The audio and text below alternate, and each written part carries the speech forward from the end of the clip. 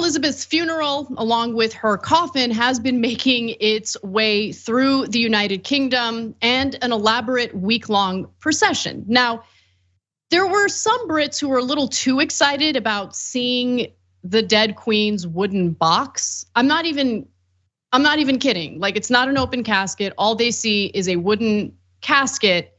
And here's an insane couple. Sorry, I know maybe it's unfair to say this, but listen to what they have to say and you tell me. Sarah and Mark, who were, if not the last people, very much the last people we were in the queue last night. What was that like? Amazing. I think it's the best thing I've ever done in my life. Even having my children, Lily and Luca, I think this tops that. You got to get out more, lady. I love you. Respect. It was an exciting, thrilling moment for you, but you got to live more. And don't say that about your kids. Like, it's okay to feel it. I get it. I totally get it, right? But maybe don't say it on camera. Looking out for you. Looking out for Luca and the other one. Yeah. Well, look, I'm gonna get dark for a quick second, but like, this is the problem with our society, that people would rather see dead celebrities than alive human beings that are in their actual life.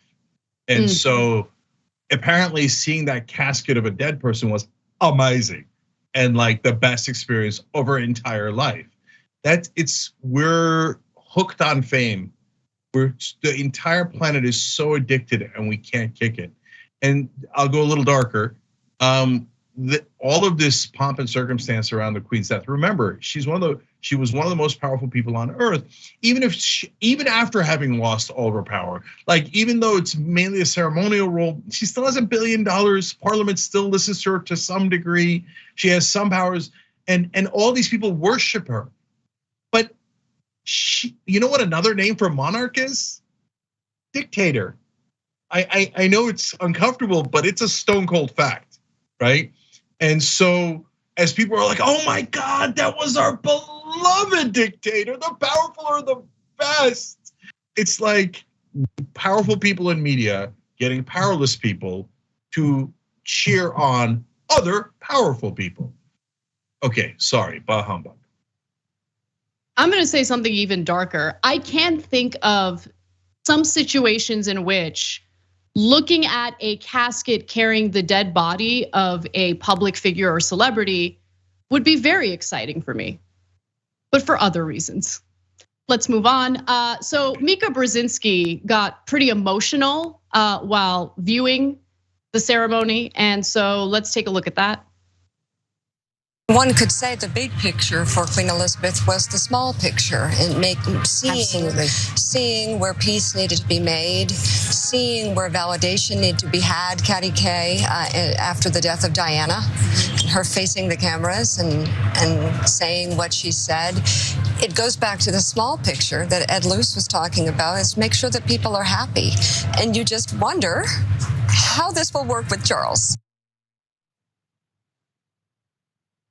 I mean, there's a lot happening in the country to get emotional about.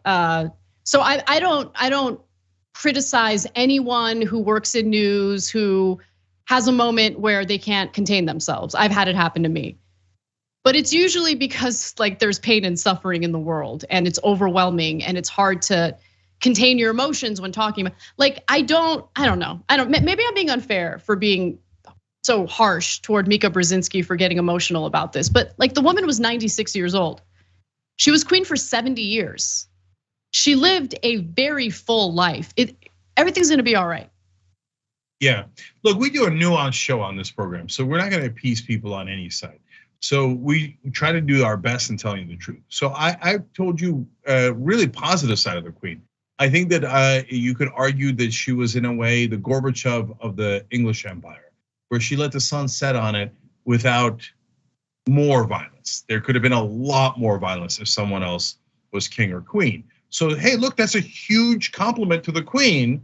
And I think that it's largely deserved, right? So now there's tons of nuance to that too. And there was violence in the dissolution of the empire, et cetera.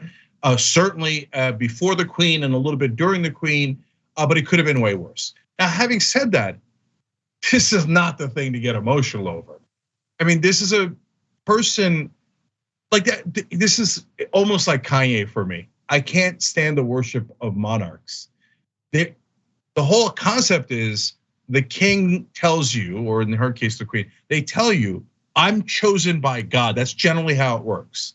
I know that Queen Elizabeth didn't go around saying that, but that's the concept. I'm chosen by God to be superior to you.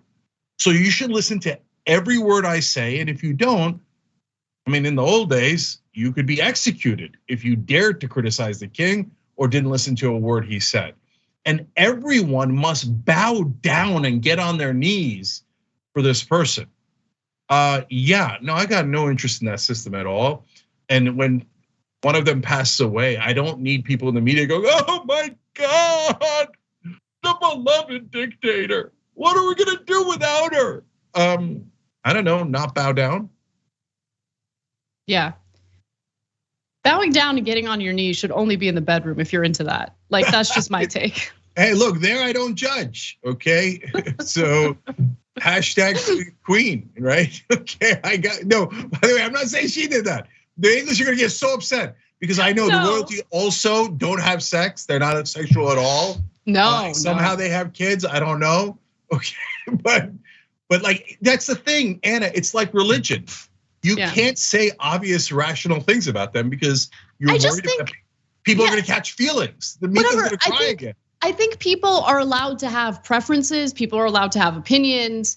So I get it. For some people, the queen was really important, and I don't begrudge them for caring, right? But also don't begrudge others for not caring, for not thinking. Yeah, that's it. That's all it is. That's all it is. That's it. Fine. Yeah, go ahead. No, I just gotta jump in, stop you from talking to tell you how correct your earlier talking was. Okay, so like that, no, it's just like fundamentalists of religion. Don't draw Muhammad. No, you don't draw Muhammad. I can draw anything I like, right? Mm-hmm. I love the queen, so don't say anything bad about the queen. No, you go nuts over the queen. Have your tea and crumpets and be like, oh, the queen, right? But I can say whatever I want about the queen. Why do I have to be weirdly respectful of a thing I don't agree with? Why do I have to listen to your ideas and policies and principles and wants? What a weird request. Sorry, but no deal. I'm not in favor of monarchs or dictators or empires.